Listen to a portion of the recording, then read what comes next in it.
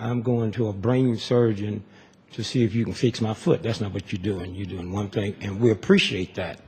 And so again, I say thanks to you. And I've been with Brother Wolf and Jeff all night, just waiting to come here. We're going to New York, and there is another level you all can go to while we're waiting on this. And I'm fixing to announce tomorrow that I'll be 80 years old on October the 12th of 2012, and starting tomorrow in New York, I'm going on a 2-year fast where I'm not going to eat no solid food. Somebody asked me, say, you've been fasting 40 years, what do your doctor think? My doctor been dead 30 years.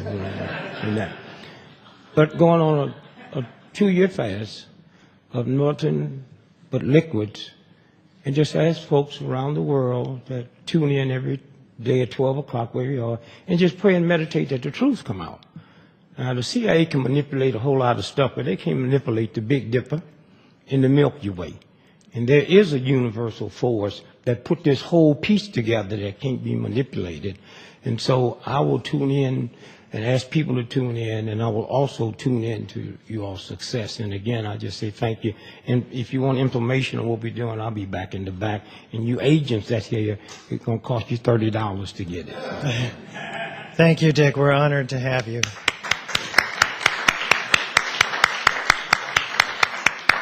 And this will be our last question. Sure.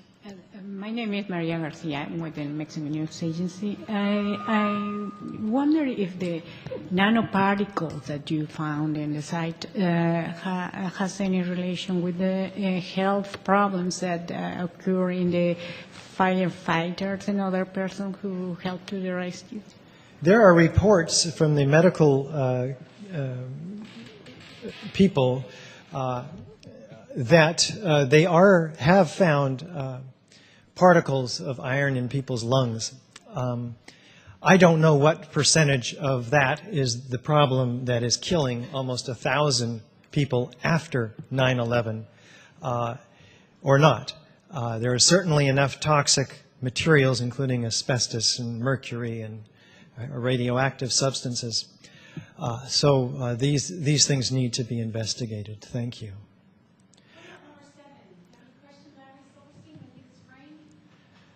The question is about Larry Silverstein. The owner, Larry Silverstein, purchased in a 99-year lease the World Trade Center from the Port Authority of New York, and that deal just cleared 6 weeks prior to 9/11.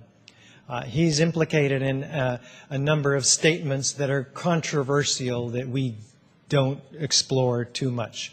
We look at the technical evidence that is very hard evidence for the explosive demolition of these buildings. At this time, I'd like to invite Dave Schlesinger, AE911Truth coordinator for our congressional outreach team. Dave? Thank you so much. Yes, our team is one of more than a dozen different teams which we invite people to join. The host of our mock debate today is former Senator and presidential candidate Mike Gravel of Alaska. Most people don't know that Mike Gravel became Speaker of the Alaska House of Representatives in only his second term. An early and courageous opponent of America's war in Vietnam, Senator Gravel filibustered the Senate by himself to end the war by stopping the draft. And when Daniel Ellsberg sought a senator to read the Pentagon Papers into the congressional record, it was Senator Gravel alone who had the courage to stand up to the Washington war establishment and make those papers public property. He's the founder of the Democracy Foundation, an organization that seeks a constitutional amendment to allow citizens to enact laws through ballot initiatives when their representatives fail them. As Democratic candidate for president in 2007, he demanded an immediate end to the war in Iraq and an end to the dominance of the military-industrial complex over national policy. As Libertarian candidate for president in 2008, he demanded an end to the cycle of American imperialism and endorsed the New York City 9/11 ballot initiative to create a private citizens commission with subpoena power against even the highest government officials to make a true investigation as to what happened on September 11th, 2001. It's an honor to introduce one of America's true profiles in courage, Senator Mike Gravel.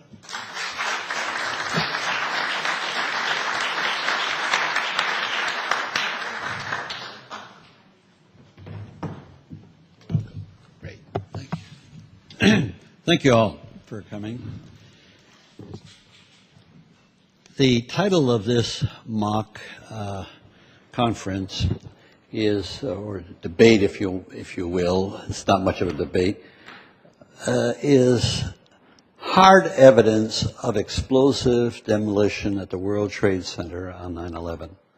That is quite an indictment when you fully appreciate what hard evidence really means. We're dealing today with this very difficult subject, and we ask why after 9 years, and we're so close to the anniversary, why revisit this subject?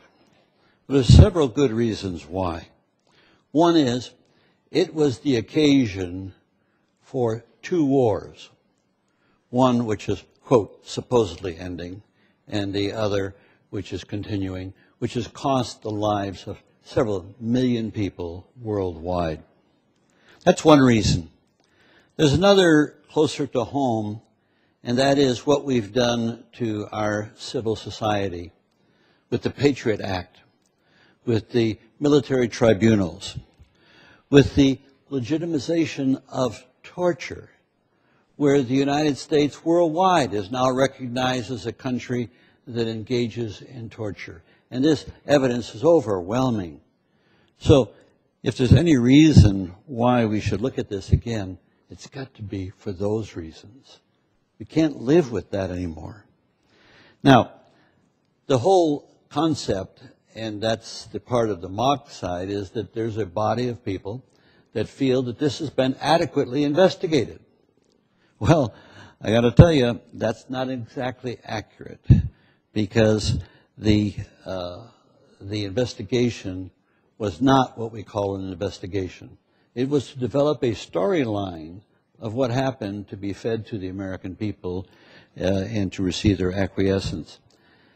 When you stop and think, the investigation, which essentially was opposed by the presidential White House at the time, and it was the victims' families who pressed to get this investigation going to begin with. And so they threw at this $600,000 and put together a staff of volunteers. Well, the spokesman for FEMA made the statement that we are not an investigative agency. And of course, in some degrees they're not. And that's quoted in the New York Times. At the very time that FEMA was doing this work, developing a storyline, truckloads upon truckloads of the debris was being hauled away. And I'm glad that somebody saved the dust so you could go in and make an examination of what they found.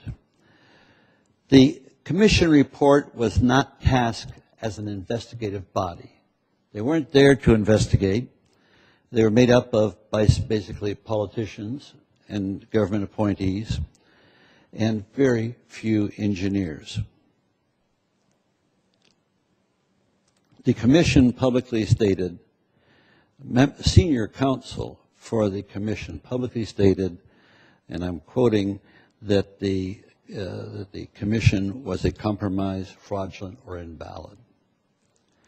Thomas Kern and Lee Hamilton, the governor of New Jersey, and Lee Hamilton, a distinguished member of Congress, co-chaired the 9/11 Commission.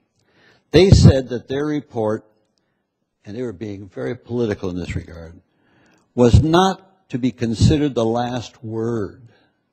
This is candor. Not to be considered the last word, but just the beginning of the discovery of what happened. In their book, Without Precedent, they wrote that the commission had been set up to fail. Now, these are the two guys that were placed in charge of it. They said they had considered referring top military officers for prosecution for obstructing the investigation. And they were informed, well, you don't have that authority, and so bypass that.